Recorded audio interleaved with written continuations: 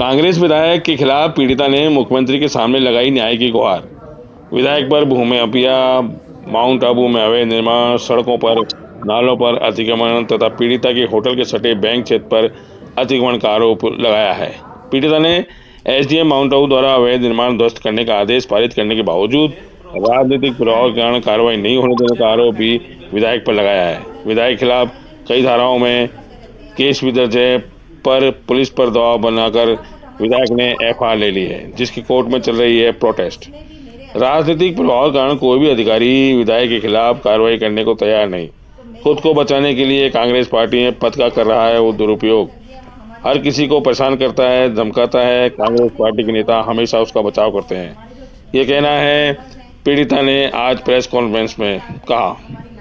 चुनाव नामांकन में फर्जी दस्तावेज पेश करने का आरोप भी लगाया है। चुनाव आयोग से विधायक के खिलाफ जांच करने की भी मांग की है। पीड़िता ने मुख्यमंत्री, डीजीपी और एसपी को ज्ञापन देकर विधायक से बताया अपनी जान को खतरा। पिछली बार कांग्रेस सरकार में विधायक के खिलाफ जांच न होने पर सरकार बदलने पर भाजपा सरकार से भी जांच करने की मांग की है। का मेरा मकसद ये है कि जब कांग्रेस की सरकार थी मुझे कोई न्याय नहीं मिला। अब मैं चाहती हूँ कि बीजेपी की सरकार इस मामले की कार्रवाई करे और इस मामले की जांच करें। मैं आप लोगों के जरिए हमारे जो सीएम साहब हैं श्री माननीय भजन लाल जी शर्मा, मैं चाहती हूँ आप उन तक मेरी आवाज़ पहुँचाएं कि वो मेरी मदद करें। और ये कांग्रेस का जो अब वर्तमान में विधायक है रानीवाड़ा से 15 साल तक उस 2-3 बार वो इलेक्शन हार चुका था। अब वो भी फ्रॉडुलेंट तरीके से और चीटिंग से इलेक्शन जीता है। उसने तथ्य भी छुपाए, उसने एफिडेविट भी गलत दिया था। उस टाइम भी मैंने इलेक्शन के टाइम पे इलेक्शन कमीशन को कंप्लेन करी थी, लेकिन उन्होंने कुछ भी नहीं किया बिकॉज कांग्रेस की सरकार थी।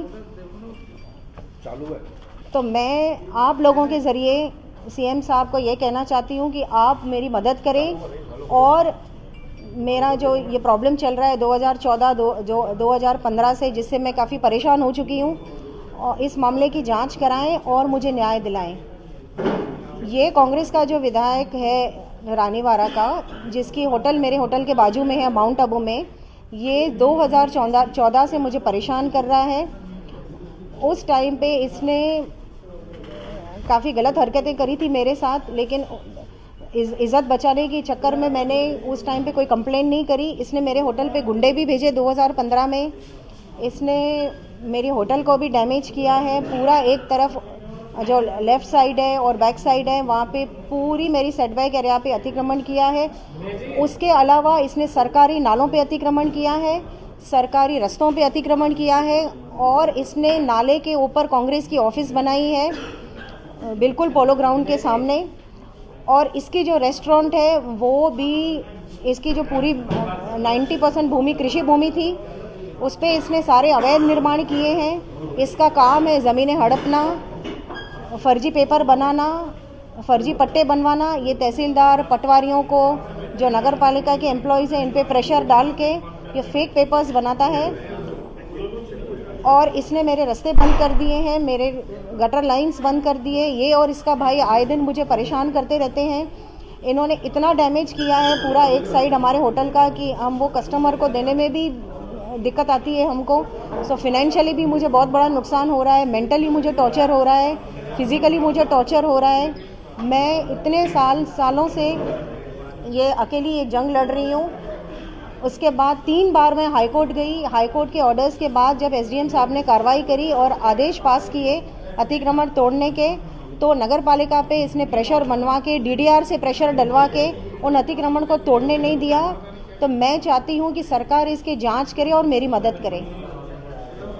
उस टाइम जब आबू रोड आए थे, मैं उनसे पर्सनली मिली थी, मैंने उनको मेरा मामला भी बताया। उसके बाद हमारे यहाँ पुखराज पाराशर जी की जो जन सुनवाई हुई थी, वहाँ पे भी मैंने मेरा मामला बताया। मैं पर्सनली डोटासरा जी से मिली थी जयपुर में, उनके ऑफिस में, वहाँ पे भी मैंने मेरा मामला बताया, लेकिन किसी ने भी मेरी मदद नहीं की और इसको बचाते रहे।